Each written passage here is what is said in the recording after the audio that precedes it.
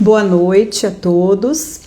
Nós vamos falar hoje sobre um tema muito importante que tem feito assim, infelizmente, um estrago, né? Tanto no cenário mundial quanto no cenário cristão.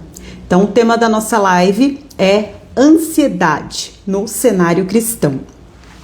E nós temos alguns convidados, eles já estão chegando por aí. Vou ir aguardando alguns minutinhos para o Instagram poder avisar aos meus seguidores que nós já estamos ao vivo, certo?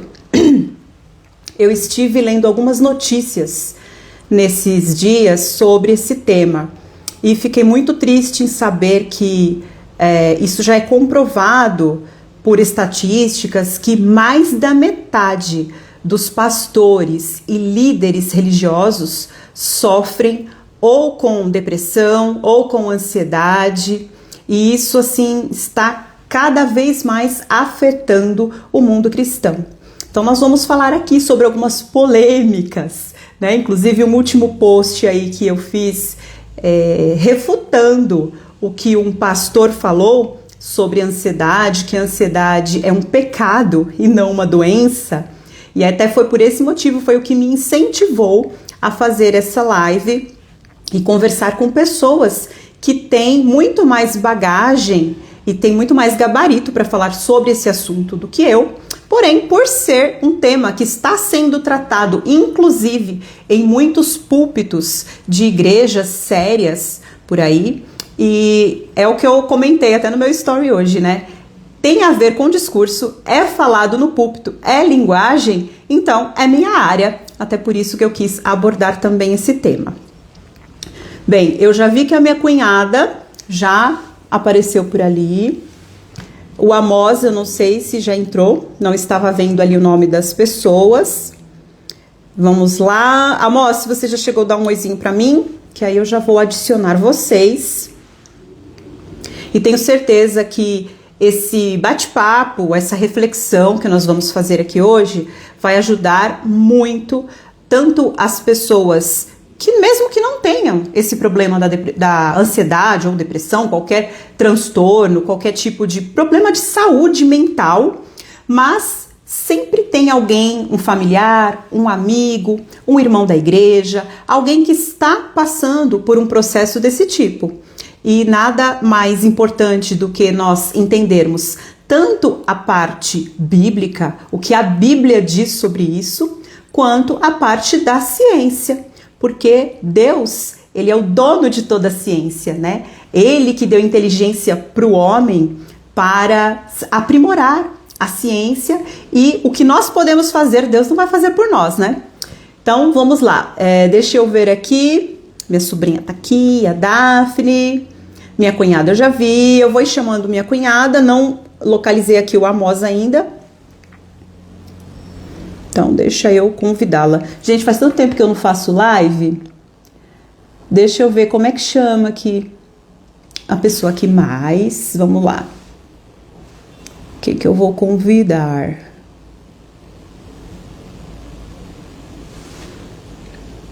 Bem, não estou achando aqui as pessoas que eu procuro. Aqui, achei minha cunhada. O Amos.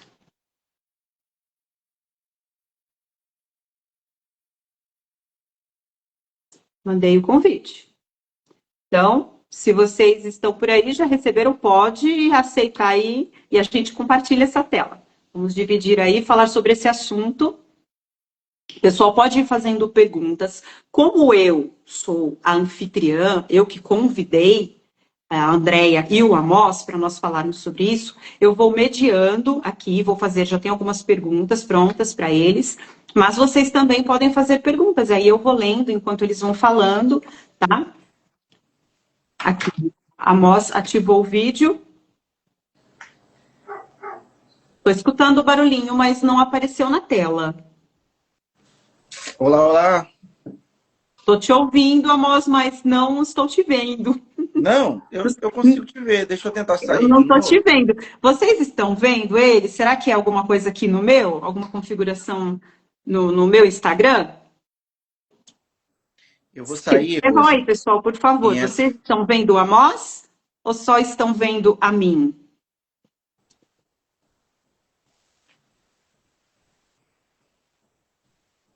eu acho que o pessoal tá me vendo, Rose. E por que eu não tô te vendo? Deixa eu sair e vou entrar de novo, tá? Só um Peraí. Ó, inclusive da minha cunhada aqui também, eu aceitei. Ela colocou aqui para participar, eu aceitei, mas eu não tô vendo. Gente, por que que eu não tô vendo as outras pessoas?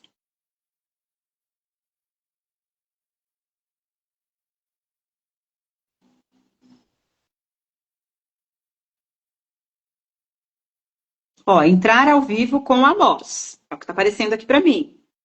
Aceitei. Mas para mim não aparece. Agora apareceu a Amós. Aí, agora deu certo. Agora ficou bom. começando Agora a da minha melhorar. cunhada. Vamos lá, Andréia, cadê você? Tenta fazer o pedido de novo, Andréia, que deu certo aqui com o Amós quando acho que o Amós fez o pedido, né? E aí apareceu, aí isso, na câmerazinha aqui para mim, aí eu aceitei. Vamos ver, aceitei agora o da Andréia. Vamos ver se compartilha essa tela aí. Aê!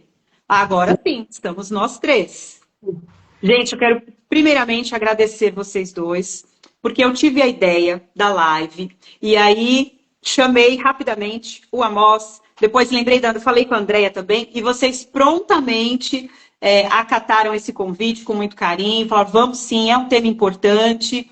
E quero agradecer assim demais vocês e tenho certeza que nossos seguidores, quem vai estar assistindo agora ou futuramente essa live, porque vai ficar gravada, vai ser edificado tanto com informações científicas que eu sei que vai ter aí, quanto com o texto bíblico, que é o nosso axioma, né? Que é a nosso manual de vida.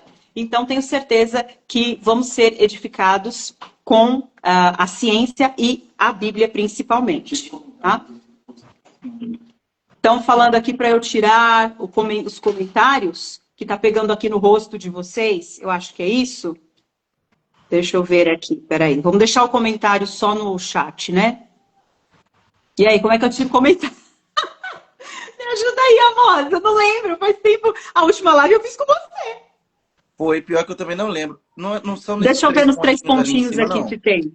Eu Aqui, ó, acho que é achei, isso. nos três pontinhos. Gente, então eu desativei os comentários para não Então, é- aparecer na tela, mas eu vou ficar olhando aqui no chat, tá? Então aí vocês podem escrever que eu vou olhando no chat para poder acompanhar também. Então vamos lá. Primeiro eu gostaria que o Amós se apresentasse, porque talvez algum seguidor, alguém que caiu aí de paraquedas na live, que é legal também, fica aqui, não sai, tá? Se você nem conhece a gente, quem são essas três pessoas que eu nunca vi na vida? Calma lá, você vai entender e você vai gostar do que você vai ouvir. Então, Amós, por favor, se apresente. Gente querida, a paz do Senhor, boa noite. Eu quero de antemão agradecer a Rose pelo convite. Quero dizer que é uma alegria estarmos aqui mais uma vez. A última live que eu fiz aqui no Instagram foi com você e hoje estamos aqui novamente. É uma satisfação também conhecer a Andréia.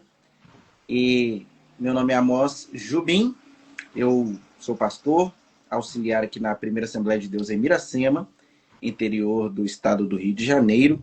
Sou formado em teologia, especialista em teologia bíblica do Novo Testamento e também em homilética contemporânea pela Faculdade Unida de Vitória. Sou psicólogo atuando na área organizacional e também na área clínica. E na psicologia, eu sou especialista em saúde mental e trabalho com a terapia cognitivo-comportamental, permitindo Deus. Ano que vem eu irei fazer 10 anos de atuação na psicologia. E é uma alegria estar aqui para a gente falar um pouquinho sobre esse tema tão importante. Amém. Só temos pessoas capacitadas aqui para falar do assunto. Agora, a Andréia, para quem não sabe, gente, a Andréia é minha cunhada. tá? E há pouco tempo aí ela e meu irmão começaram a entrar nesse mundo digital, nesse mundo difícil, né, moça? A gente já está aqui há algum tempo, já sabe como funciona, mas ela vem estudando aí há alguns anos, né, Andréia, sobre esse tema. Ela se aprofundou, se capacitou para trazer o que há de melhor, né, nessa ciência comportamental, saúde mental, tudo a serviço do reino de Deus também. E para quem não sabe, né, a Andréia vai falar assim: ah, nossa, você nunca falou da sua cunhada. Gente, primeiro, ela mora em outra cidade, né? Mora no litoral, na praia, só de boa, sempre calor, né? E se tornou vovó recentemente. Parece criança, né, gente? É uma loucura, porque ela parece uma criança, mas já é avó do Heitor. Tá bem? O neném tá bem, crescendo, Ótimo. gordinho. Já fomos lá conhecer o Heitor. E tenho certeza que ela vai contribuir muito aqui com esse assunto, com esse tema. Pode se apresentar, Andréia, por favor. Boa noite a todos, na paz do Senhor Jesus. Depois desse currículo todo do pastor Amós, eu fiquei até sem graça agora, porque a gente, como você falou, a gente está começando agora, né? Mas nós temos uma experiência, assim, um pouco longa de trabalhos na igreja, né? De estar trabalhando com o povo, com o público. E meu nome é Andréia, eu sou terapeuta comportamental, sou missionária, tenho atuado muito em pregações e trabalho com as mulheres também. E Deus despertou em mim o desejo de agora tratar as mulheres não só na área espiritual, né, que era o nosso objetivo, mas agora principalmente na área emocional. Então temos feito trabalhos, cursos para as mulheres e estamos aí nessa jornada que para mim está sendo maravilhoso, espetáculo. Amém. Então, são duas pessoas, gente, que entendem do assunto e que não vão falar qualquer coisa aqui. Vão falar tudo com base bíblica, principalmente, porque né, o Amós é pastor e tudo, e sei que nasceu no berço cristão, né, Amós? Porque eu lembro que na outra live que a gente fez, você falou um pouquinho da sua vida e tal. Minha cunhada também, né? Nos conhecemos aí, André, há quantos anos? Já 25, 96, né? quanto foi? Tem 90, quase 20 anos aí. Ela começou a namorar com meu irmão, em seguida eu comecei a namorar com meu marido, então a gente andava sempre junto, né? Os dois casais aí. Só que, diferente de mim, ela já casou, já teve filho, e já foi por isso que ela tem neto, já, né? E eu já demorei mais, tem toda a minha história aí também, minha trajetória na maternidade, né? Então, são pessoas capacitadas, cristãs de verdade, tá? Porque eu não chamaria uma pessoa que eu não conheço a vida, que eu não conheço pelo menos um pouquinho, né, do caráter da pessoa para estar falando aqui comigo, para eu estar ratificando a fala dessas pessoas. Então, podem acatar tranquilamente o que eles falarem, porque é de Deus, tá? Então, eu vou começar logo assim com a bomba polêmica para o Amós, tá? Que é Meu pastor, é Já, teólogo. Então, já vamos jogar a polêmica, a bomba aí para o Amós. Então, primeira pergunta, vamos lá. A mais polêmica, tá? Em relação a esse tema, Amós, a ansiedade é sempre um sinal de falta de fé? Como equilibrar a confiança em Deus e a busca pela ajuda psicológica quando é necessário? é realmente uma questão muito polêmica e eu quero ser contundente aqui na minha resposta e dizer que não. Nem sempre a ansiedade é sinal de falta de fé. A gente usa essa palavra, ansiedade, muitas vezes de uma forma inadvertida, sem especificar muito bem o que ela significa. E eu entendo que, do ponto de vista técnico, nós deveríamos utilizar a ansiedade no plural, porque quando a gente fala sobre ansiedade, nós estamos falando de muita coisa. Então, por isso, ansiedades. E é importante a gente dizer porque nem sempre a ansiedade é falta de fé. E eu começo aqui com o argumento criacional. Quando nós estudamos um pouquinho sobre os transtornos de ansiedade, por exemplo, o Luiz Alberto Reiten tem um livro que eu acho muito interessante. Ele defende a ideia de que a ansiedade é uma coisa boa. Por quê? Porque ela é um mecanismo de defesa que se manifesta em momentos de perigo ou de ameaça. Às vezes ela fica disfuncional, desregulada, mas é, em tese, uma coisa boa. E se Deus nos fez, se nós somos criaturas de Deus, de acordo com a Bíblia Sagrada, e, obviamente, ele nos fez seres integrais, nas palavras de Paulo, espírito, alma e corpo, obviamente foi Deus quem fez a ansiedade. E ele colocou esse mecanismo em nós. Então, eu não posso dizer que a ansiedade é pecaminosa, mas, em alguma medida, ela pode se tornar pecaminosa quando ela rouba de mim a capacidade de confiar o meu futuro, especialmente, a Deus. E aí é uma coisa complicada. Agora, eu não posso olhar para toda a ansiedade e dizer isso é pecado.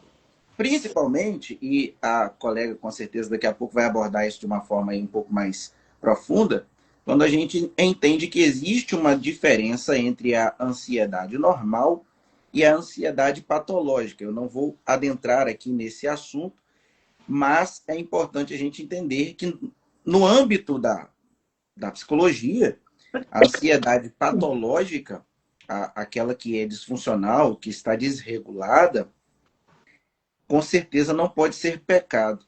Eu nunca vi pecado ser tratado com medicação e terapia. Eu nunca vi pecado, né, dar sinais em exames de sangue, dependendo até mesmo exames de neuroimagem. Então, se a ansiedade consta nesses exames, se ela pode ser tratada com medicação e psicoterapia, certamente a ansiedade patológica não pode ser pecaminosa de modo algum. E é importante uma palavra que você usou aí, Rose, que é a palavra equilíbrio.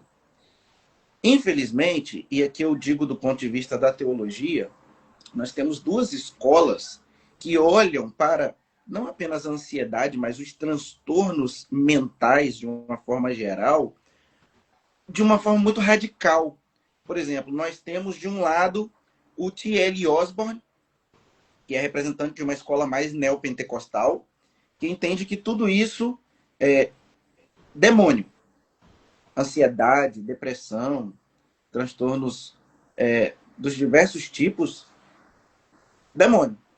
Nós temos, por um outro lado, uma escola mais reformada, cujo principal representante talvez seja o John MacArthur, do qual, inclusive, o Rodrigo Mocelin é um discípulo, que eles entendem que não, que é pecado. Inclusive, tem um livro do John MacArthur, chamado Nossa Suficiência em Cristo, que, sinceramente, é um livro assustador, e que ele defende terminantemente que todo tipo de transtorno deve ser tratado somente com as Escrituras. Eu creio piamente no agir sobrenatural de Deus.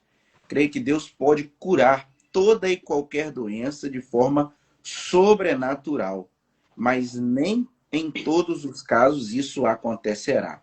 Então, como equilibrar? Bom, enquanto Deus não cura sobrenaturalmente, ore e procure uma ajuda técnica, porque isso com certeza vai fazer a diferença na qualidade da sua vida. E é engraçado, né? Que se a pessoa tem um problema no estômago, um problema no coração, ela vai procurar um cardiologista. Se a pessoa descobre um câncer, ela vai procurar um oncologista. Mas se ela descobre que está com um transtorno, que está com um problema que está adoecendo ela, que está tirando a qualidade de vida dela, ela não pode procurar uma pessoa especializada nisso, da área médica, né, para ajudá-la, ou um psiquiatra, né, também, porque no caso não é nem só a questão do psicólogo, entra com a terapia, mas há casos que geralmente a pessoa precisa da medicação e aí é com o psiquiatra. É isso mesmo, se eu não me engano, né, Amós? Quem pode prescrever medicação nesses casos de transtornos, de doenças mentais, é só o psiquiatra, né? Sim, exatamente. Porque assim, quando a gente fala de ansiedade, Rose, vamos colocar no plural ansiedades, Sim. porque nós temos aí um espectro com diversos sintomas que, quando são combinados, de acordo com a intensidade e com a frequência, eles podem receber nomes diferentes. Por exemplo, você tem vários sintomas, taquicardia, sudorese, né? Fica transpirando, dor na barriga, dor de barriga, dor na cabeça, dentre outros. Você tem esses sintomas, ok. Quando eles aparecem na nossa vida de uma forma assim, leve e muito esporádica, nós chamamos isso de crise de ansiedade. Quando esses sintomas aparecem na nossa vida de uma forma leve, entretanto recorrente, permanente, e ele nos acompanha 4 a 5 vezes por semana, já não é mais crise de ansiedade. Agora o nome disso é transtorno de ansiedade generalizada. Quando esses sintomas aparecem muito fortes, mas esporadicamente, aí o nome disso não é mais TAG, transtorno de ansiedade generalizada. O nome disso é crise de pânico. Quando os sintomas são fortes demais, mas são muito recorrentes, já não é mais crise de pânico. Agora se trata de uma síndrome do pânico. Quando estes sintomas estão ligados a um fator eliciador ou a um objeto específico, por exemplo, eu tenho sintomas de ansiedade todas as vezes que eu entro em um lugar fechado. Aí se trata de uma fobia específica, nesse caso, uma claustrofobia. Então, nós temos um espectro muito amplo de transtornos que todos eles são ansiosos. E aí, nesse caso, o tratamento realmente será conjunto. O médico psiquiatra irá introduzir a medicação que basicamente vai resolver os sintomas, o efeito da ansiedade. E a psicoterapia vai tratar a causa. É por isso que é um tratamento conjunto. O neurologista, dependendo da situação, também pode medicar, mas, via de regra, o médico adequado é, de fato, o psiquiatra mesmo. Entendi. Por isso que é importante nomear, né? Gente, eu não tô chorando aqui, não é emocionada não, tá? Eu tô me recuperando de uma gripe, que inclusive pegou todo mundo aqui em casa. Então, se eu, de repente, precisar sair aqui para só o nariz, tá? É isso, tô me recuperando de uma gripe. Então, a importância de nomear também, né? Aí os sintomas. E como que a pessoa vai fazer tudo isso sem procurar ajuda técnica, né? Não tem como. Você me falou informações aí que eu não sabia, né? Essa diferenciação aí do tempo e tudo, né? Para nomear corretamente o problema. Então, agora eu quero perguntar para a Andréia, que é terapeuta. Andréia, vamos lá, primeira pergunta para você.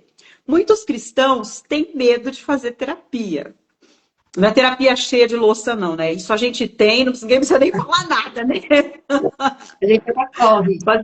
Inclusive, você pode explicar aí como que é, né, uma sessão de terapia e tudo. Porque acham que é falta de fé. O que você diria a quem pensa assim, Andréia? Bom, nosso tema é bem polêmico em relação a isso mesmo, né? Aliás, nós temos buscado quebrar esse tabu de que buscar ajuda terapêutica, psicológica, um profissional é pecado. E a gente já sabe que isso aí não tem nem... É até uma resposta bem retórica. Não é falta de fé, mesmo porque ansiedade e transtornos de ansiedade, qualquer doença emocional, não é falta de fé, é falta de saúde, né? Então, quando falo assim que a pessoa tem medo, a gente precisa analisar que tipo de medo.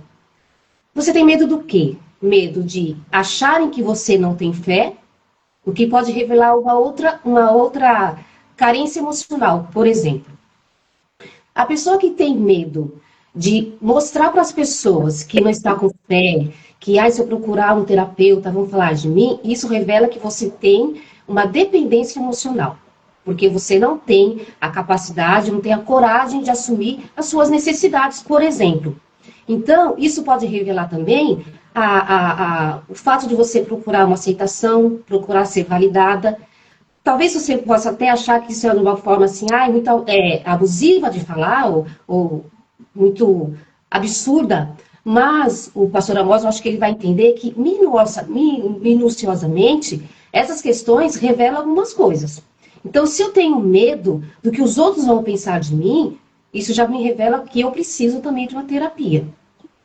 Agora, se esse meu medo é o quê? É o medo de desagradar a Deus? Se eu fizer terapia, Deus vai achar que eu não gosto dele. Se eu fizer terapia, Deus vai achar que eu não acredito no poder dele.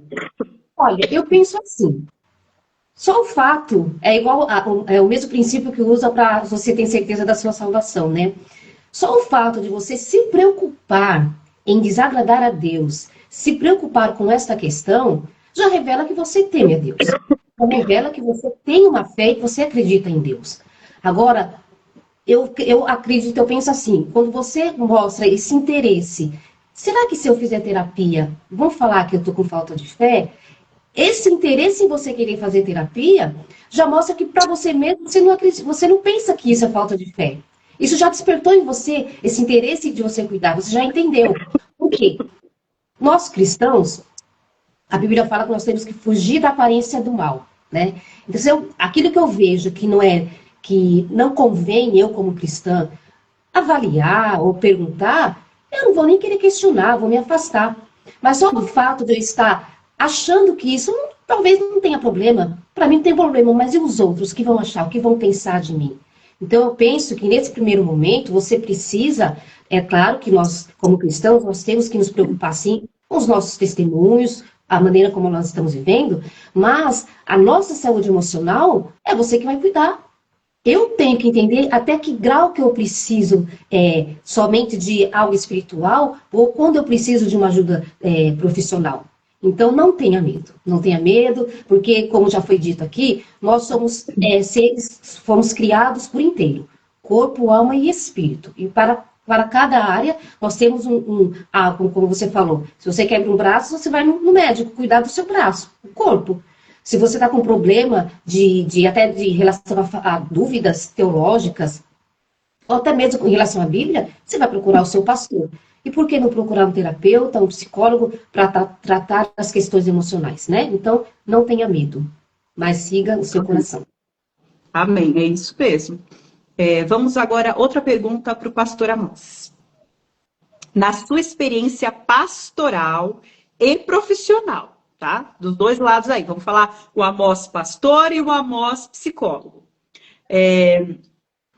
Quais têm sido as causas mais recorrentes da ansiedade entre cristãos atualmente? Eu poderia elencar inúmeros motivos que eu tenho observado como causa para a ansiedade no meio dos cristãos. Mas eu vou mencionar aqui apenas dois. Um, de uma forma geral, e o outro, usando um recorte para os mais jovens. Eu sou pastor de jovens aqui na minha igreja, então é o público para o qual eu dirijo o meu trabalho. Então, de uma forma geral, eu penso que a sobrecarga é um dos motivos que tem ocasionado uma grande ansiedade. Então, o livrinho do Byung-Chul Han, o nome difícil, Jesus, tem misericórdia, chamado A Sociedade do Cansaço. Um livro fininho, pouquíssimas páginas, acho que não chega a 100 páginas, no qual ele mostra para nós que nós somos uma sociedade que vivemos a cada dia mais acumulando a nossa vida de tarefas e de atribuições. E isso é um fato. A gente chega, por exemplo, num culto no meio de semana e quando eu estou ali pregando, por exemplo, na quinta-feira ou na terça-feira, eu vejo inúmeros irmãos com uniforme de trabalho que para conseguir participar do culto foram direto do trabalho para casa. E conversando com alguns, depois do culto, muitos dizem assim, eu tenho que ir embora porque eu preciso resolver isso ainda hoje. Eu tenho que terminar o trabalho da faculdade, ou eu tenho que concluir uma tarefa de um outro lugar que eu trabalho. As pessoas hoje têm dois ou três vínculos trabalhistas diferentes. Eu, por exemplo, tenho o meu trabalho aqui na Prefeitura Municipal de Miracema, trabalho em uma clínica em Miracema, trabalho em uma clínica em Santo Antônio de Pádua. Isso sem contar aqui, né, Rose? Os cursos que a gente leciona e todas as atribuições aí ministeriais. Então, isso tudo gera uma sobrecarga para a qual nós não estamos adaptados. E isso vai se desdobrar, obviamente, em ansiedade. Então, a sobrecarga, com certeza, é um motivo de ansiedade. E entre os jovens, eu observo que é a pressão quanto ao futuro. A maior parte dos meus pacientes aqui são adolescentes e jovens em idade escolar e universitária. É a faixa etária que normalmente me procura. E eu observo que há uma pressão da família e da própria escola quanto a Enem, quanto a vestibular, quanto à faculdade, quanto a mercado de trabalho. E os jovens estão assim, sem saber o que fazer. E se eu não conseguir? E se eu não passar? E se eu não der conta? O segundo semestre do ano, principalmente quando vai se aproximando assim a data do Enem, o meu consultório não dá conta de tantos adolescentes que estão tentando um auxílio justamente para não travar na hora de fazer a prova, na hora de fazer o vestibular. Tamanha a pressão. Ano passado eu atendi uma adolescente que no dia do Enem ela simplesmente desmaiou. Ela não conseguiu fazer a prova porque ela acordou enquanto estava ali se aprontando, ela teve um desmaio dado ao nervosismo que ela apresentava ali em relação à prova. Então, assim, isso é muito complexo, é uma situação difícil. Eu penso que nós precisamos tirar essa sobrecarga dos nossos adolescentes e jovens, porque realmente isso está fazendo mal, não é saudável. Então, eu posso pontuar essas duas questões aí. Eu acredito que a irmã Andréia, com certeza, também poderia até contribuir, elencando aqui outras coisas, mas, a meu ver, essas duas são causas principais aí da ansiedade, né, que tem motivado aí a ansiedade. Quer complementar alguma coisa, André? Porque eu pensei aqui numa coisa também. Até esse mundo digital, né?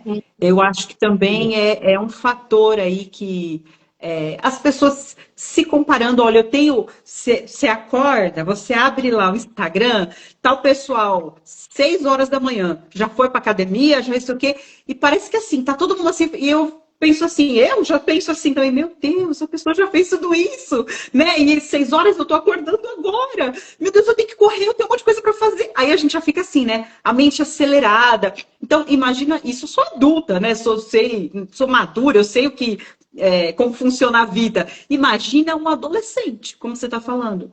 Começa a ver, o fulano passou no vestibular. E o fulano já está fazendo um curso de não sei o quê. O fulano já fala inglês fluente. E acredito que aquilo, né, vai gerando que não é uma simples preocupação, né? Já é realmente uma ansiedade em relação ao futuro. Você quer complementar alguma coisa, Andréia? Quero. É exatamente o que eu ia falar, da comparação que se dá através, hoje, infelizmente, nas redes sociais. Você entra nas redes sociais, está todo mundo sempre lindo, perfeito, maravilhoso, só falta sentir o cheiro do perfume deles, né?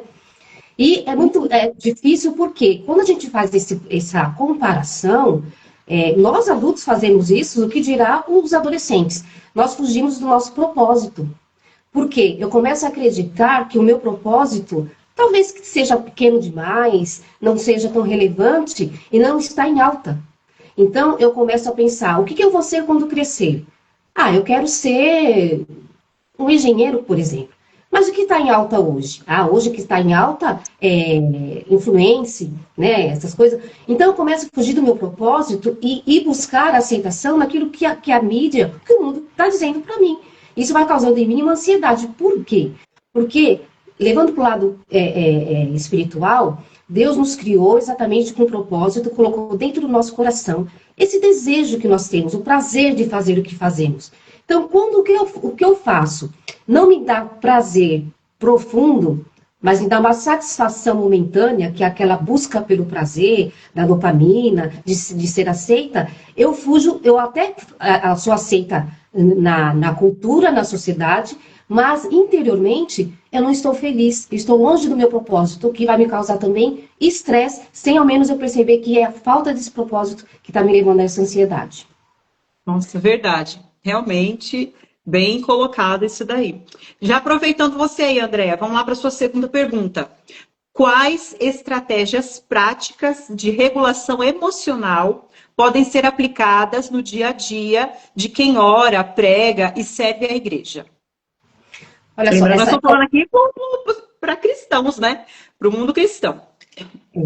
E é tão interessante que as estratégias que a gente usa, ela não tem como você fugir e responde até a pergunta polêmica de hoje. As estratégias, ela abrange todas as áreas, física, emocional e espiritual. Por quê? Para eu gerenciar as minhas emoções, regular as minhas emoções, e quem lidar com o público, quem prega, quem ora, tem que estar com as suas emoções ali, pelo menos tentar estar alinhadas.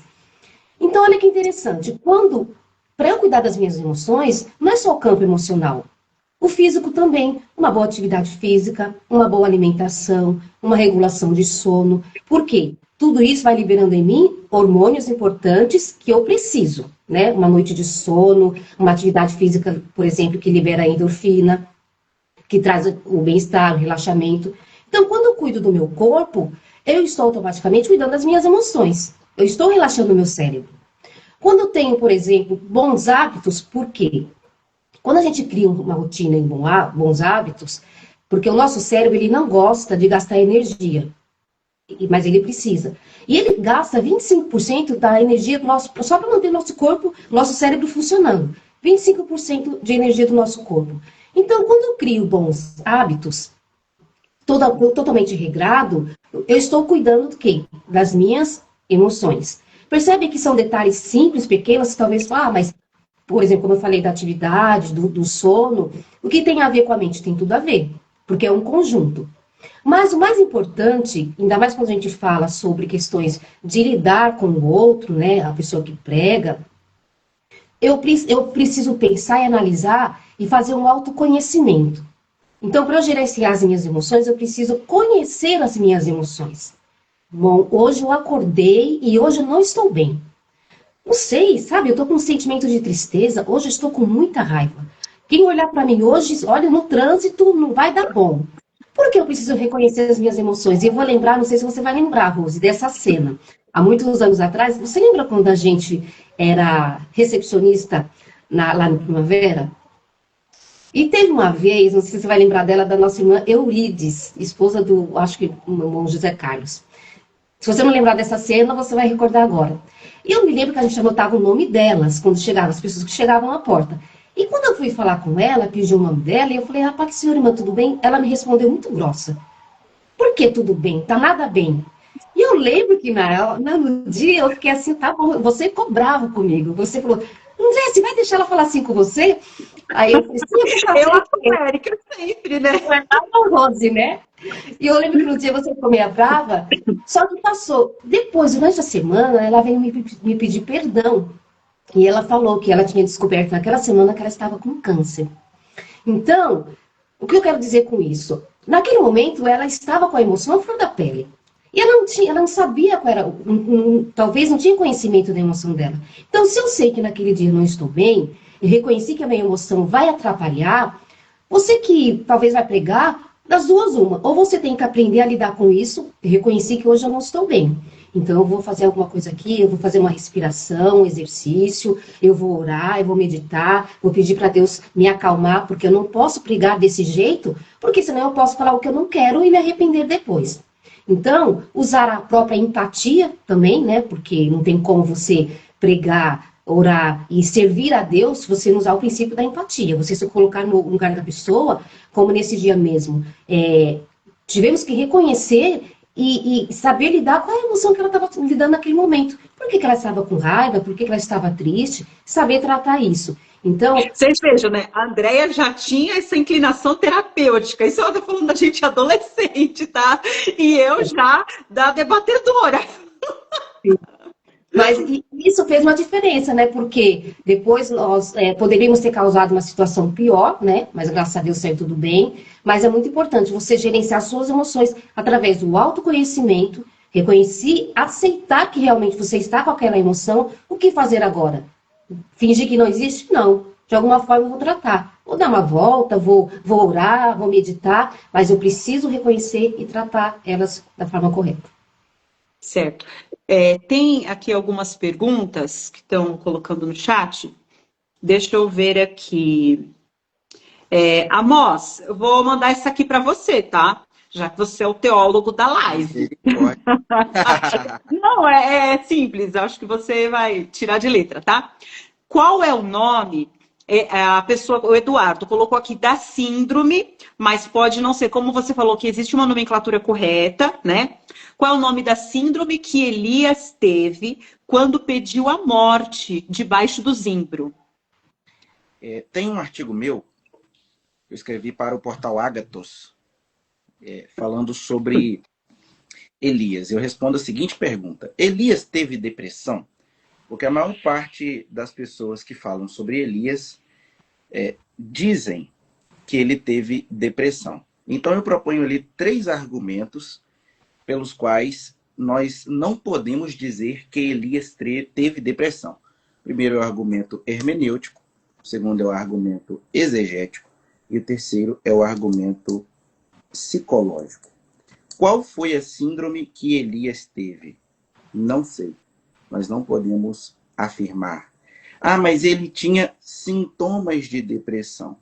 Bom, se nós formos considerar depressão, de acordo com os critérios que nós temos hoje, no CID-10, o CID-11, perdão, o Código Internacional de Transtornos, né, de Doenças, o CID-11, ou no DSM-6, que está saindo agora, que é o Manual de Diagnósticos de Transtornos Mentais, o texto não responde, não apresenta todos os elementos que nós precisamos para dar um diagnóstico para Elias. Além disso, é muito importante a gente lembrar que o texto de 2 Reis, ou 1 Reis, melhor dizendo, capítulo 17, capítulo 18, capítulo 19, quando aparece a narrativa biográfica de Elias, trata-se de um gênero literário narrativo.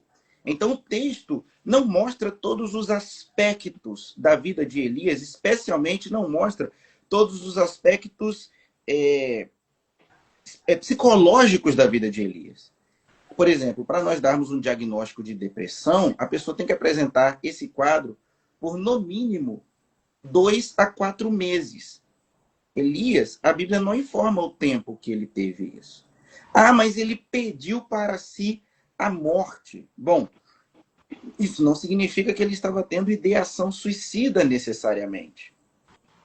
Era uma questão de angústia, era uma questão de desespero e de desesperança. Então, assim, qual era a síndrome? Não sei. E não acredito que ninguém seja capaz de dizer. Não existe nenhum tipo de argumento que consiga comprovar hermenêutica, exegética ou psicologicamente que Elias ou qualquer outro personagem bíblico tenha tido algum tipo de transtorno mental. Jonas a gente não pode falar. Jesus esteve em depressão, porque lá no Getsemane ele chorou gotas de... Sai disso, esquece isso. Tá? Então, se quiser entender melhor... Já vou aproveitar o seu gancho aí, né, da parte bíblica, e vamos falar aqui de uma parte que, inclusive, foi uma das partes que o pastor falou naquele vídeo que eu refutei, né? Eu queria saber de você, Amós. Eu sei que você fez também um trabalho sobre isso. Inclusive, depois, gente, quem quiser ler aí os trabalhos, os artigos do Amós, depois vai lá no Instagram dele e pede para ele. Ele já me mandou um hoje, eu já dei uma olhada, en passant, assim, né, que não deu para eu ler tudo com calma, mas já deu para eu entender a ideia geral e tem a ver com essa pergunta aqui.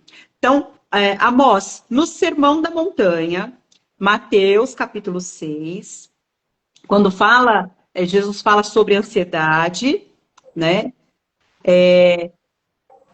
Como compreender esse texto à luz da própria palavra e da psicologia sem cair na culpa espiritual? Isso é muito interessante, porque eu cheguei um dia no consultório, fui atender uma paciente de uma cidade vizinha, que ela era crente, ela chegou lá desesperada. Olha, eu vim te procurar porque eu sei que você é pastor e é também psicólogo, e eu tenho sentido sintomas de ansiedade há muitos dias, e eu fui ao culto domingo, o pastor leu esse texto de Mateus capítulo de número 6, e eu saí dali achando que eu vou para o inferno, porque eu estou pecando, eu tenho ansiedade. E aí, a partir daquele momento, eu fiquei com uma certa curiosidade. Eu estava cursando teologia na época, eu sempre amei exegese, e a exegese é uma ferramenta própria de quem é teólogo. Tem muita gente na internet, aprenda como fazer exegese. O cara não é teólogo, né? Então, assim, ele acha que é só conhecer um pouquinho de grego e hebraico que consegue fazer exegese. É muito além disso, né? Falei, mas qual é a ideia por detrás dessa palavra que está ali? Então, essa expressão que foi vertida para o português, tanto em Mateus, como lá no texto de Paulo e Pedro também, como não andeis ansiosos ou não estejais ansiosos, trata-se do verbo grego meriminal. O substantivo é merina. E aí, o que foi que eu entendi? Entendi duas coisas. Primeiro, quando nós vertemos meriminal ou merina como ansiedade para o português, nós não conseguimos comunicar com exatidão aquilo que o hagiógrafo ou que o escritor bíblico pretendia dizer. Esse é o primeiro ponto. Segundo, quando o leitor contemporâneo, o leitor odierno, olha essas expressões em qualquer uma tradução da Bíblia, no seu imaginário social, ele tende a compreender ansiedade como aquilo que a gente conhece hoje, está amplamente divulgado na mídia e no senso comum. E isso incorre numa falácia exegética que o D.A. Carson escreveu em Perigos da Interpretação Bíblica, chamada falácia do anacronismo semântico. Então, essa palavra... Amor, explica aí o que é anacronismo semântico, né? Vou Porque explicar. é um termo bem técnico, então vamos fazer que nem na pregação. Falou uma palavra difícil, uma expressão que a maioria das pessoas não entende, então explica, o que é isso daí? O anacronismo semântico é quando eu interpreto uma expressão bíblica com as lentes que eu tenho hoje, sendo que o texto sagrado ele não foi escrito hoje, ele não foi escrito para a nossa mentalidade, especialmente uma mentalidade ocidental. Então, por exemplo, o autor de Mateus, ele obviamente não tinha em mente os transtornos de ansiedade que nós temos hoje, quando ele redigiu no Sermão da Montanha e colocou essas palavras na boca de Jesus, dizendo, não andeis meriminal. Qual é a melhor, então, tradução? Não andeis preocupados, não andeis cuidadosos, não andeis assoberbados. Então, quando a gente vai para o texto bíblico e o olha sem essa palavra ansiedade, a gente consegue fazer uma leitura mais tranquila do texto, sem aquela predeterminação que a gente tem quando entende ou ouve o que se trata, do que se trata a ansiedade. Então, assim, primeira coisa importante para entender. Quando o texto bíblico, seja no Sermão da Montanha, seja no texto de Paulo, seja no texto de Pedro, quando ele apresenta a palavra ansiedade, ele não quer dizer ansiedade no sentido patológico. Isso é a primeira coisa que a gente precisa entender. Segundo, ele quer dizer uma preocupação intensa. Ele quer significar um estado assim, de preocupação muito grande, muito grave. É só isso. Não tem nada a ver com o transtorno obsessivo-compulsivo, que é um tipo de ansiedade. Não tem nada a ver com TAG, o transtorno de ansiedade generalizada, não tem nada a ver. Então é isso que a gente precisa entender. Como que eu faço para não me sentir culpado? Bom, se você compreender que ansiedade, que a gente entende hoje, não é o que o autor bíblico quis dizer, pronto, você já não vai ter mais culpa. Então isso é um ponto muito sério que a gente precisa levar em consideração. Infelizmente, tem teólogos no Brasil cometendo um erro de levar para os seus ouvintes e para os seus leitores esses textos bíblicos com uma aplicação deturpada. O Mocelin, e eu digo aqui de público, sem medo nenhum, sem qualquer tipo de constrangimento, é um teólogo desse, que de forma irresponsável aproveita desse texto, e se ele sabe, se ele conhece um pouquinho de grego, ele sabe que Merimnau não tem nada a ver com os transtornos de ansiedade que as pessoas sentem hoje. Então ele deveria ser um pouco mais responsável e explicar, gente, essa ansiedade que a Bíblia fala aqui é uma preocupação, é uma situação de estar assoberbado com as dificuldades e demandas da vida. É um cuidado pelo futuro. É só isso e mais nada. Isso já é suficiente para tirar de nós a culpa, o peso da culpa. Seria mais ou menos assim, Amos, por exemplo, sei lá, eu tenho uma conta para pagar a semana que vem e ainda não tenho todo o valor. E eu, meu Deus, estou preocupada, o que eu vou fazer? Eu preciso fazer alguma coisa. Seria esse tipo de preocupação, né? Uma preocupação excessiva.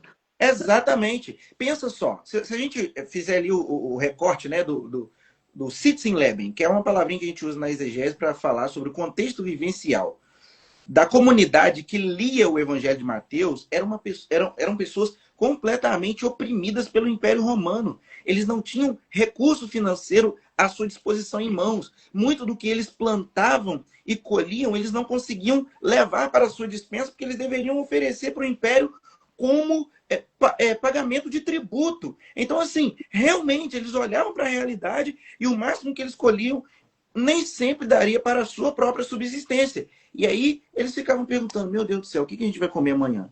E aí, como é que vai ser? Então, é nesse sentido que Jesus disse, vocês não precisam ficar preocupados, porque do mesmo jeito que o Pai Celestial cuida das aves, cuida das flores do campo, ele também cuida de vós. Então, assim, é importante a gente entender que é uma preocupação prática da vida.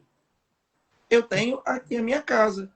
E, poxa, às vezes eu estou trabalhando e a grana está curta. E eu tenho tanta coisa para pagar e tal. E aí, realmente, fica aquela preocupação. E aí, quando a gente entrega essa preocupação diante de Deus, fala, Senhor, tem misericórdia, me ajuda aqui, porque está complicado. E aí a gente vê e daqui a pouco já pagou todas as contas, está tudo resolvido. E pronto, é desse tipo de preocupação que Jesus está falando, que Pedro fala e que Paulo fala também. Amém, amém, irmãos. Vamos lá agora para a Andréia. Andréia, de que maneira a nossa crença, nós cristãos, né, pode tanto ajudar quanto alimentar a ansiedade? E você que atua com o público feminino, né, esse público é mais afetado, segundo a sua experiência, Andréia? Porque mulher, você sabe, né? Mulher já devia ter um sobrenome de ansiedade. Antes de responder essa pergunta, só pegando o ganchinho do que o pastor Amos acabou de falar, eu acho interessante, nesse texto que ele falou, que Jesus nos orienta, né, a não se preocupar com o dia de amanhã, com o que comer, com o que beber, que tem cuidado das aves do céu. Ali ficou uma dica terapêutica que muitas pessoas não sabem, que a própria ciência foi descobrindo. O que foi descoberto? Olha só, a Bíblia fala para nós observarmos os pássaros, né? Que não trabalham e se alimentam. Foi feita uma pesquisa nos Estados Unidos recentemente de um grupo que está passando por um momento de enfermidade e nesse processo de tratamento, uma parte deles passam a maioria do tempo no campo, observando as árvores e observando os pássaros. Foi descoberto que este grupo que observa os pássaros, eles se recuperaram mais rápido do que os outros. Então, olha que coisa mais linda. A Bíblia é fantástica. Quando fala, observe os pássaros, não é só no sentido, eu cuido deles. Isso é terapêutico. Ou seja, o fato de eu ficar observando os pássaros algo tem algo fantástico aí dentro do cérebro para isso fazer sentido, né? Então, só para confirmar mais ainda que tudo faz sentido, a Bíblia com a terapia, a ciência, tudo agrupado. A sua pergunta... André, tem uma mensagem do reverendo Emílio Garófalo, eu acho que eu tenho esse corte até no meu Instagram, que ele fala, a gente não leva a sério o que Jesus fala. Ele mandou, vai ver passarinho. E a gente não leva a sério, a gente não vai observar a natureza, né? Verdade. Então, já entrou aí uma dica, né, da terapêutica aí, que a gente pode fazer quando está com essa preocupação excessiva, né? Tudo vai ver os pássaros. Isso. Na sua pergunta, então, as nossas crenças, elas influenciam demais. Até mesmo na forma como eu me enxergo, como eu enxergo as pessoas e como eu enxergo o próprio Deus. Se a minha crença, por exemplo, for uma crença negativa, onde os meus pensamentos são pensamentos destrutivos, totalmente negativos, mais ou menos assim, eu estou ansiosa porque eu preciso falar em público. Então, meu pensamento negativo vai ser, se eu falar em público, vou passar vergonha. Não posso falar em público porque vai ter alguém que sabe mais do assunto do que eu. Eu posso engasgar, posso esquecer e dar pânico, que é natural, né, por conta do medo. Então, se eu começo a pegar essa crença negativa e vou além, vou pensar mais ou menos assim. Faz sentido eu não enfrentar esse público, porque eu não sou tão boa mesmo. Sabe, tudo que eu faço dá errado. Eu não estudei o tanto que fulano estudou. Eu não tenho a capacidade que fulano tem. Então, essa crença que eu tenho sobre mim e sobre as pessoas, sobre mim negativamente, sobre as pessoas positivamente. Mas essa crença vai alimentar minha ansiedade, o que vai me paralisar. Então, o que eu poderia enfrentar este medo de falar em público, eu vou me paralisar. Então, essa crença negativa vai alimentar. Quando a minha crença vai ajudar nesse processo de ansiedade? Porque a ansiedade, aquela adaptativa, como já foi dito aqui, que vai me mover para eu trabalhar, para eu me sustentar, para eu correr de perigos, de riscos iminentes. Essa ansiedade adaptativa é um presente de Deus para mim. Então, quando eu pego essa ansiedade que me faz bem, eu vou falar em público, estou muito ansiosa. O que vou fazer? Vou pensar positivo. Se fulano estudou, conseguiu falar, por que não eu? Por que eu não posso falar também? Vou me preparar. Os pregadores aí, do meu perfil, já peguem a dica aí, Porque muita gente fala, eu fico nervoso. O que eu faço para diminuir esse nervosismo? Então, vamos lá. Continua, Andréia. Isso é importante. Aí você usa tanto o lado espiritual, de acreditar que Deus está com você. Se Deus te chamou para esse tipo de trabalho, para tanto isso, que seja uma pregação ou um trabalho na empresa, se Deus te capacitou para isso, o medo é normal e faz bem. Porque esse medo, vamos levar para o sentido espiritual também. Esse medo vai me tornar dependente de Deus. Para os pregadores, por exemplo. Há muitos pregadores que acham que são tão bons ao ponto de tirar o que é espiritual. Eu não dependo do amor, do poder e da graça de Deus. Acaba ficando uma coisa só retórica, oratória maravilhosa, mas o espiritual vazio. Então, quando eu pego essa ansiedade ao meu favor, é fantástico. Eu vou longe. Como aqui, participando dessa live, eu falei, Rose, eu estou começando agora, para a live para mim é complicado. Mas eu peguei isso como um desafio para mim. Eu preciso fazer, porque eu vou aprender, vou conhecer o pastor Amós, que vai ser fantástico, conhecer o trabalho dele, tenho aprendido nessa live, estar aqui com você. Então eu peguei isso, essa crença positiva, que está me fazendo superar os meus desafios. Com medo, vou, porque a coragem não é a ausência de medo, Coragem é quando o medo surge, que você tem que ir lá, não, mesmo com medo eu vou enfrentar. Então essa crença negativa alimenta a minha ansiedade, que vai me levar aos transtornos, que vai me paralisar. Agora, essa crença positiva, do contrário, eu consigo trabalhar com essa ansiedade ao meu próprio favor. E no caso das mulheres? Sim, com certeza. O público feminino é muito, muito ansioso. E por quê? Primeiro que nós usamos mais a razão, O nosso cérebro das mulheres é menor do que o dos homens. Mas não fiquem tristes, porque mesmo nosso cérebro sendo menor, nós conseguimos usar os dois lados, hemisfério esquerdo e direito, ao mesmo tempo. E os homens não, Não. né? A gente consegue abrir várias caixinhas. Tanto que é da mulher, a mulher, como ela é mais emotiva, nós somos mais solidárias. Então, nós acarretamos, nós pegamos para nós demandas a mais do que nós já temos. A gente tem que cuidar da nossa casa, cuidar do nosso esposo, dos nossos filhos, agora do meu netinho. Mas, além disso, eu pego carga de uma amiga. Eu pego carga de uma pessoa que eu conheci, às vezes no ônibus, que contou a história triste dela e eu vou para casa chorando e aquilo eu fico remoendo dentro de mim. Então, nós mulheres somos mais ansiosas porque nos preocupamos mais, somos mais emotivas e queremos fazer muita coisa, né? Às vezes, damos uma de Marta, não somos muito Maria, somos mais Marta. Queremos fazer tudo ao mesmo tempo, onde gera mais ansiedade, com certeza. Então, mas sair do cérebro, você saiu bem, né? Quase que eu falo assim, opa, nosso cérebro é menor, você saiu bem. Saber não, é ciência, né? Essa é a realidade. Vamos lá para a próxima pergunta para o Amós, para dar tempo de fazer todas aqui que nós colocamos. Amós, como o púlpito pode contribuir ou atrapalhar o enfrentamento saudável da ansiedade dentro das igrejas? Primeiro, vou responder de forma bem direta. O púlpito precisa ter Jesus como modelo pastoral. Eu chamo isso de modelo poimênico. E Jesus, Está no seu principalmente... trabalho, né? Eu li essa parte aí, eu li.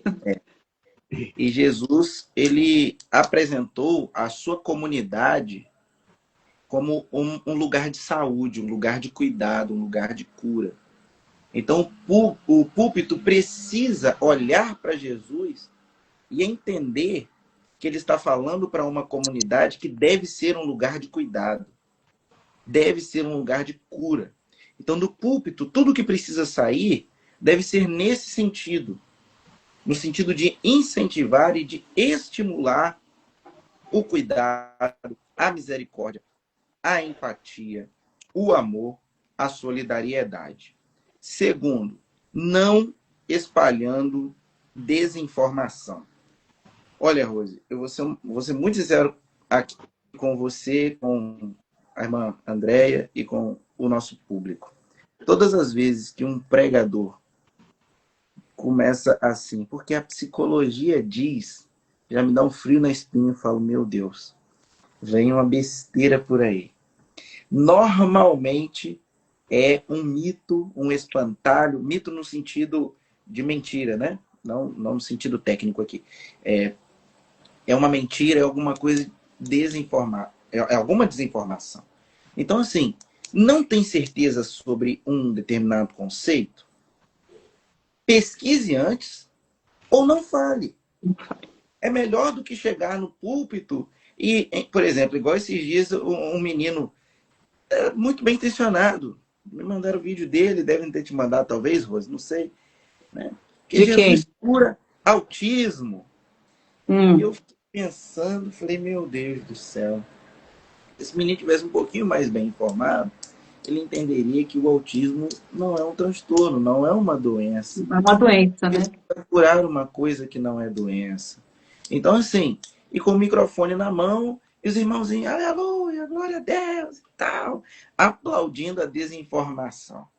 Então, assim, tendo Jesus como modelo pastoral, não espalhando desinformação, e terceiro, disseminando informações úteis, eu acredito que isso já vai ser uma bênção para a nossa igreja. Existem muitas informações que estão ao nosso alcance aí.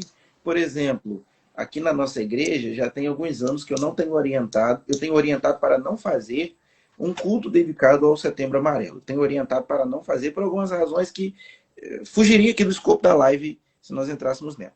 Mas eu sempre tiro em algum dos nossos cultos 5 minutinhos para falar a esse respeito. Não só em setembro, mas em outros momentos do ano. Então, eu acredito que disseminar informações úteis é de suma importância para o nosso público. Entendeu? Então, eu acredito que essas 3 dicas aí Amém. são muito importantes. Amém. Ficou bem claro. E agora tem a ver também com isso, né? A pergunta aqui que eu vou fazer para a Andréia. Andréia, temos acompanhado muitos casos de pastores e líderes, até comecei a live falando isso, que chegam ao limite. E, infelizmente, alguns acabam até tirando a própria vida, né?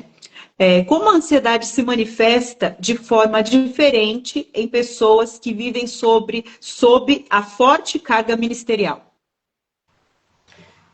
Eu penso assim, cada um tem um limite, né?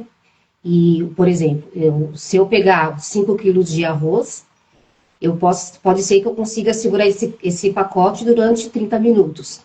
E uma pessoa que tem um condicionamento físico melhor do que eu vai conseguir segurar por 1 hora.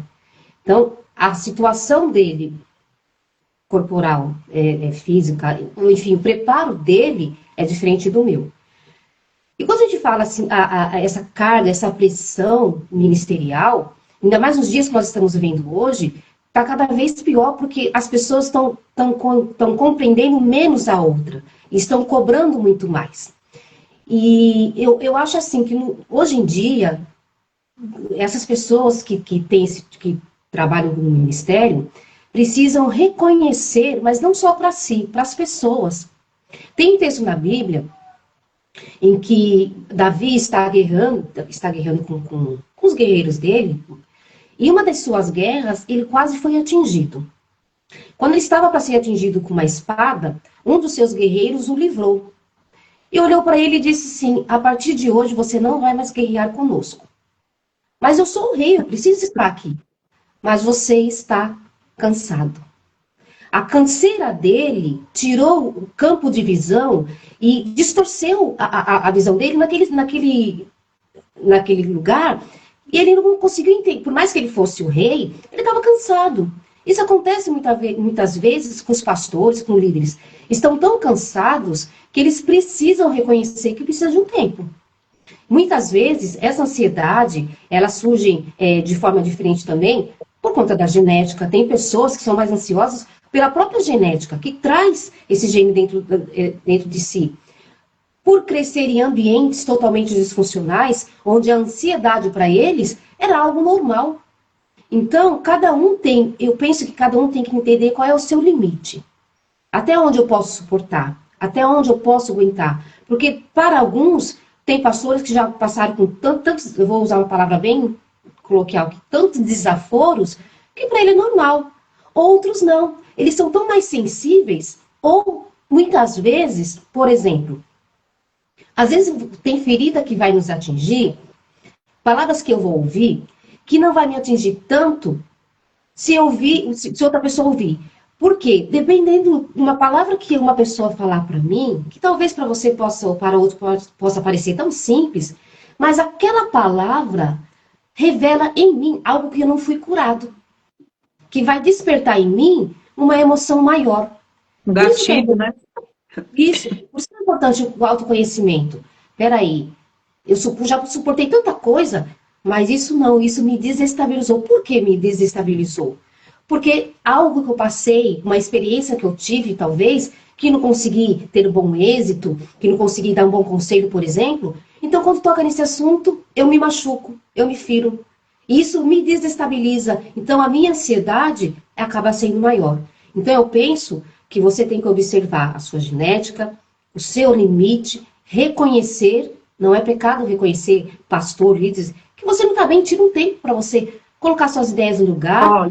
Livro do pastor Adson. Os fortes também cansam, tá? Fala sobre Sim, isso. sim, somos, né? O próprio Jesus se retirou quando o João Batista morreu, que ele foi sofrer o luto dele, olha só. Então, nós temos que entender qual é o meu limite, né? Não somos super-heróis, temos que reconhecer as nossas fraquezas. Amém. Quer complementar alguma coisa, Amós, nesse sentido? Sim, sim. Eu me recordei aqui do texto bíblico de Êxodo, em que Moisés estava já com o povo hebreu no deserto, muito atarefado com as demandas que o povo trazia para ele julgar, e o seu sogro, Jetro, quando veio trazer Zípora, a esposa e os seus filhos, diante daquele contexto, olhou para Moisés e disse assim: não é bom que fazes. Então, às vezes, existe a necessidade de Deus levantar, e aqui falando num tom um pouco mais pastoral, de Deus levantar um Jetro, alguém mais experiente, para dizer para os nossos pastores: olha, você não está fazendo bem. Dessa forma não vai ser, seu ministério não vai ser longevo, não terá muita eficiência. E aí eu quero também aqui recomendar o livro de um amigo meu, que é psicólogo também e pastor, Jimmy Pessoa, intitulado Anjos Cansados. É a dissertação dele de mestrado, que ele faz uma pesquisa com pastores da Assembleia de Deus que sofreram, né, com o burnout. Então, é um livro assim, muito interessante, que embora seja um pouco mais técnico, mas ele, ao se tornar um livro, teve, né, uma adaptação na sua linguagem, então vale a pena ler, e eu acredito que vai esclarecer ainda mais um pouco a esse respeito. É difícil para nós pastores. O Kevin Van Hooser disse que o pastor é uma profissão, entre aspas, sob suspeita. Nós temos a suspeita da sociedade, porque a sociedade já taxou o pastor como picareta, como ladrão, como alguém desonesto, e a própria igreja parece que está assimilando essa perspectiva, e a gente já sente as pessoas lidando conosco assim, dessa forma. E a gente tem pressões de todos os lados. Então, é muito complicado, e acredito que a cada dia mais será necessário que os pastores recorram a um auxílio psicológico e psicoterápico, porque, de fato, é bastante pesado. É bastante pesado. Então já engata a próxima aí, Amós, que é a última pergunta que eu vou fazer para você e depois vou para a André para a gente encerrar, tá? Que práticas espirituais e científicas você tem visto realmente ajudarem na regulação emocional e no fortalecimento da mente dos cristãos?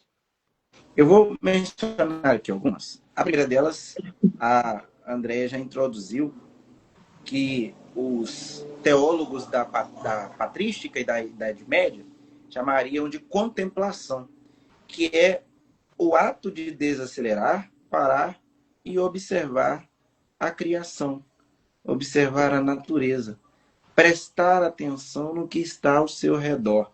O mundo criado é muito belo, e quando a gente tem contato com essa beleza, o nosso interior, com certeza, também recebe luminosidade, né, para usar aí as palavras aí do Agostinho de Hipona em Cidade de Deus, se não me falha a memória. Então, contemplação é um exercício interessante. Recomendo também a meditação. E quando a gente fala de meditação, o pessoal já logo fica preocupado, né? Isso é do budismo, pastor, isso não tem nada a ver com a gente, não. Não. Muito pelo contrário. A gente, às vezes, chama isso de devocional ou de leitura orante, dependendo da tradição, né? Que é aquele momento em que a gente vai tirar um pouquinho do nosso dia para orar e para ler a palavra. Isso nada mais é do que praticar a nossa espiritualidade. Na psicologia, a gente chama isso, esse uso intencional da espiritualidade para o bem-estar, a gente chama isso de coping religioso. Então, vale muito a pena. Quando a gente está ali no momento de contato com Deus, exercendo a nossa espiritualidade, muitos neurotransmissores do bem-estar e do prazer são produzidos no nosso cérebro. Dopamina, serotonina, ocitocina. Então, é muito importante isso, é muito legal. E também recomendo atividades físicas. A prática de atividade física é fundamental para quem deseja realmente ter uma regulação emocional. No caso específico da ansiedade, existem algumas técnicas que a gente encontra, inclusive, aí no YouTube, como, por exemplo, a técnica Acalme-se, que você pode digitar lá e vai te ajudar bastante. A técnica de relaxamento muscular progressivo, que também vai te ajudar bastante. A técnica de respiração diafragmática, que, inclusive, eu sofri por muitos anos Olha só, um pastor fazendo a confissão, né? Eu sofri por muitos anos com pânico. Eu tinha crises de pânico fortíssimas. E uma certa feita, eu estava em um shopping de férias com a minha família, eu ainda não era casado, e eu tive ali uma crise. E foi exatamente a técnica de respiração diafragmática que me ajudou a controlar a crise, a fazer a gestão da crise. Então, essas são as dicas aí que eu deixo para quem deseja ter uma regulação Ouro, maior. dicas de ouro, certo? E para Andréia também, para a gente finalizar. Andréia, já que você falou de autoconhecimento aí, né, que é importante, como identificar quando a ansiedade deixa de ser aquela preocupação normal e passa a ser um quadro clínico que requer um acompanhamento de um profissional? Bom, depois de tudo que já foi dito aqui, eu vou falar de forma assim bem resumida. É quando essa ansiedade, que deixa de ser adaptativa, começa a ser excessiva, ao ponto de me paralisar e me afastar das coisas que eu gosto de fazer. Por exemplo, eu amo chegar do trabalho e ficar com os meus filhos. É um momento maravilhoso. Mas o estresse que essa ansiedade, estou tão estressada por conta do trabalho, de outras demandas, que está me causando ansiedade, estou ficando irritada. Esse momento de estar com meus filhos não é tão prazeroso, mas eu gosto, mas eu me irrito com isto.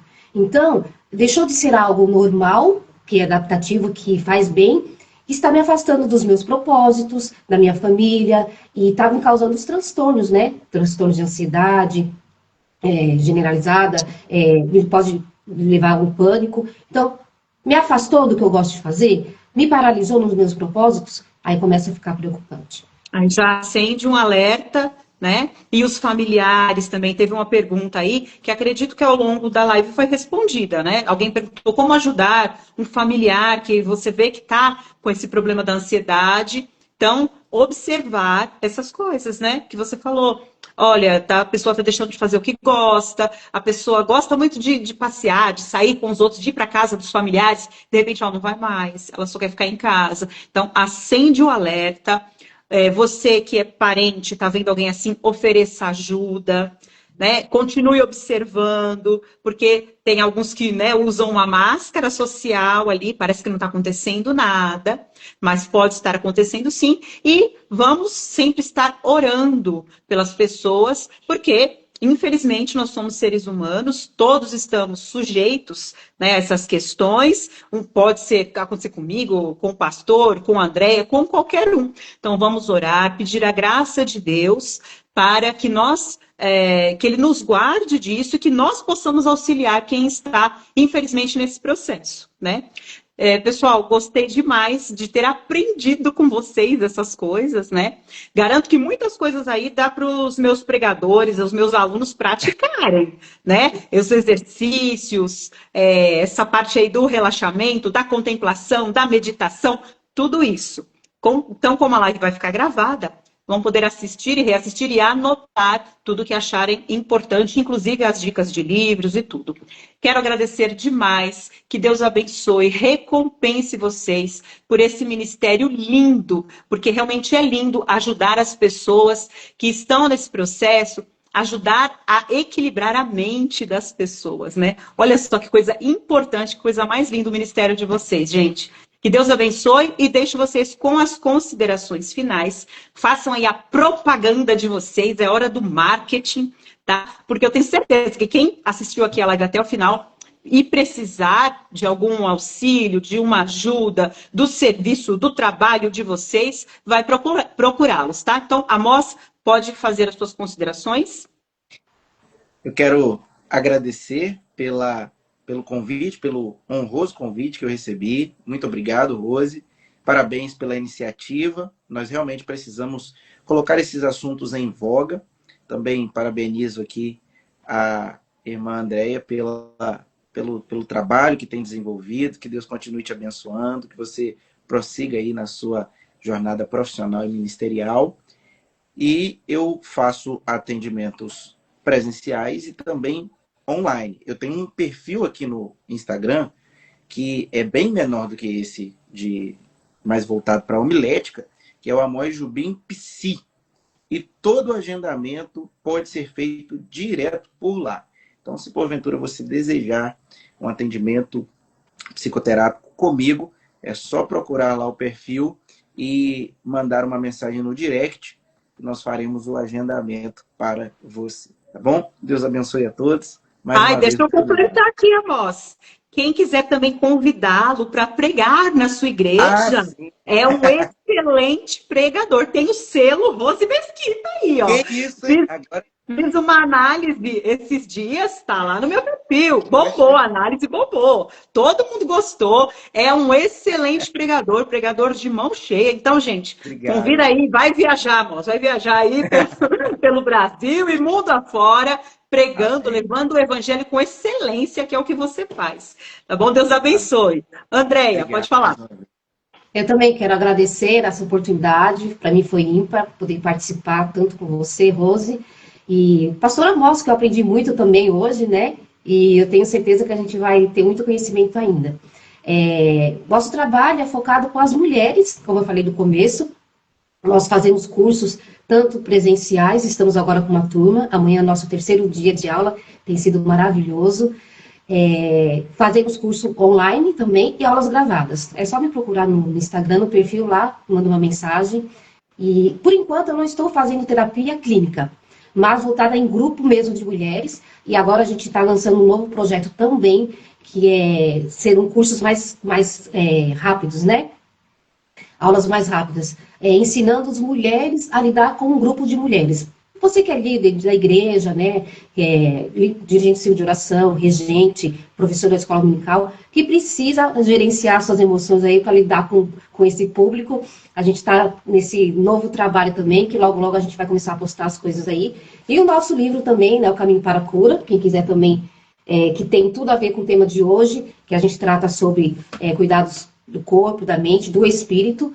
E se quiser também, é só entrar lá na bio, que está tudo anotado. Eu só não fiz ainda a resenha do livro dela, porque eu ainda não terminei de ler, tá? Então eu tenho, porque todos os livros, eu ganho muitos livros, mas eu não consigo ler todos rapidamente. Eu não tenho aquele curso ainda. Vencer Leitura, ó, me patrocina aí para eu ganhar o curso, para eu fazer a leitura dinâmica, né?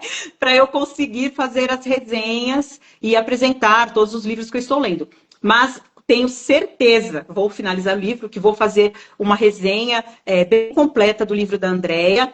E eu posso falar com experiência na nossa intimidade de família, né? Que a Andréia passou por um processo muito difícil. Então, ela que foi a perda de um filho. Né? A Andréia perdeu um filho que era para ter a idade do meu caçula hoje. A gente passou a gestação juntas, né? Dos meninos. E Deus quis levar o meu sobrinho com 1 ano e 7 meses, né, Andréia? Então, ela sofreu na pele um processo muito difícil emocional, né, psicológico, e Deus deu a graça para ela, além de todo o aparato que ela teve, de família. É um conjunto, né, gente? É um conjunto, tudo isso. E, graças a Deus, ela superou isso. E aquele negócio, né? Sempre quando a pessoa passa por um processo, aquilo geralmente é o que vai fazer ela ajudar outras pessoas. Aquilo geralmente se torna um propósito na vida dela. Então, a minha cunhada tem experiência própria para falar sobre esse autoconhecimento, sobre a parte espiritual, como alcançar em Deus a cura para essas feridas emocionais. Então, recomendo demais, recomendo o livro. Do Amós também, já fiz a recomendação, pessoalmente, né, pregador e tal, né, que é da minha área. Que Deus abençoe vocês, que continue prosperando esse trabalho. Tá? Foi um prazer falar com vocês. E agora, bora descansar, porque a gente tem que ter, né, o sono dos justos para estar com a saúde em dia e continuar levando a palavra do Senhor. Tá bom, gente? Muito obrigada. Beijo. Deus abençoe vocês. Deus abençoe. Fica com Deus, pastor. Tchau, tchau, gente. Tchau. Deus abençoe. Tchau.